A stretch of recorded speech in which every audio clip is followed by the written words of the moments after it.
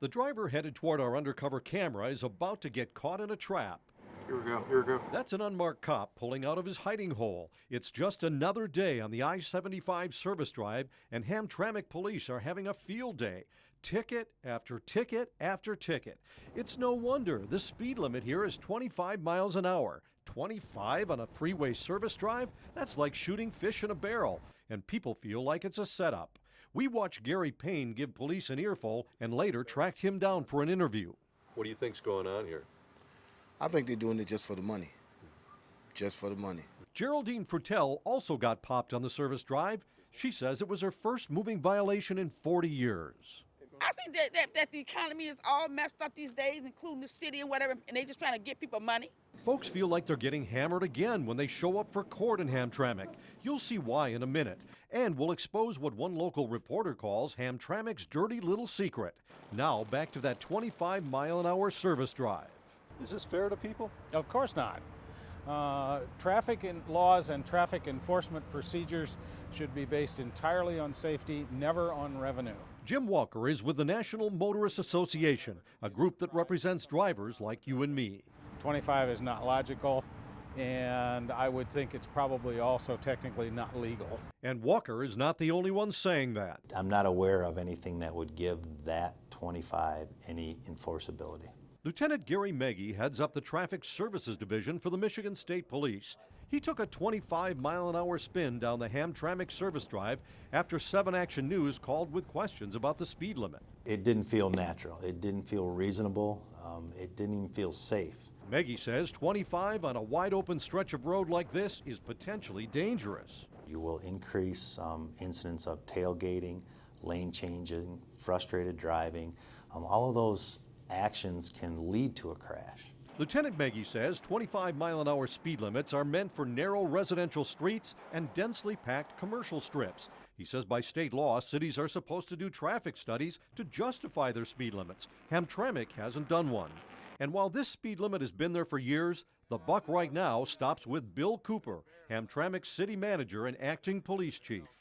We're getting a lot of complaints about your speed limits. I've heard that. Yeah.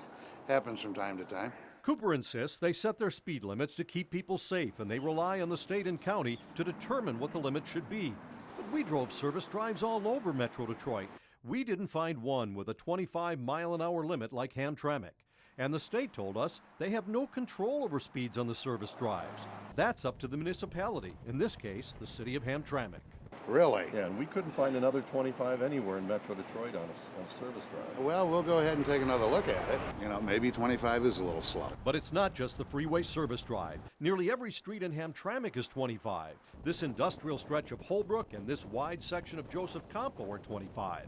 Police are writing tickets all over Hamtramck, raking in the dough. And here's the dirty little secret. In January of 2010, the local paper reported that the police union cut a deal with the city manager. They'd work overtime and guarantee $60,000 a month worth of tickets to avoid layoffs, and it's still going on. Bill Cooper confirms the deal, but denies there's a dollar quota attached. They said, we think we can do this. We said, great, we'll take the money if we can.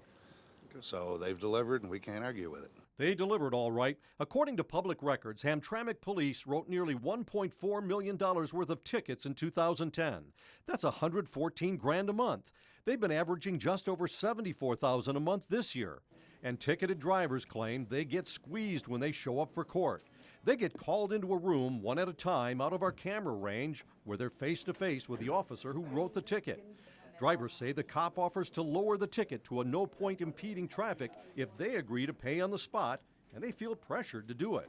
I said, well, what if I see the judge? Well, if you see the judge, it's no guarantee. You know, you'll probably end up paying the whole thing. You end up paying $150 and the ticket. Well, you know, it's really kind of intimidating. We have had a couple of officers that come across probably the wrong way. When drivers take that no-point violation, it keeps their insurance from going up, but there's also a bonus for the city. It's good for the city, and most people don't know this.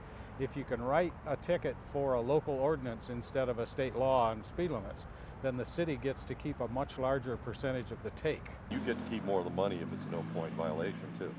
Well, usually, yeah, there's nothing wrong with It's a that. win-win, We won't isn't argue. it? 25-mile-an-hour speed limit, keep more of them. It sounds like a racket, you know, I'm sorry, but Well, I think that there's a couple communities look like they got bigger rackets than we got going. That's a surprising admission, but our expert says it's true. While Hamtramck is in a league of its own with the 25-mile-an-hour limits, Jim Walker says other cities in Metro Detroit are running speed traps too. There are lots of them. A very famous one is Eureka Road in Romulus behind the airport is underposted.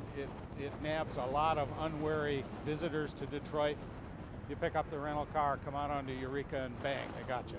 While Michigan's Public Act 85 requires cities to do traffic studies to justify their speed limits, there's no enforcement mechanism to make them do it. Efforts to put teeth into the bill have failed. Bill Cooper says Hamtramck can't afford to do speed studies, but our expert says it only takes a couple hours per street to do it. We'll be watching to see if Cooper makes good on his pledge to reassess that 25-mile-an-hour limit on the I-75 service drive. Scott Lewis, 7 Action News.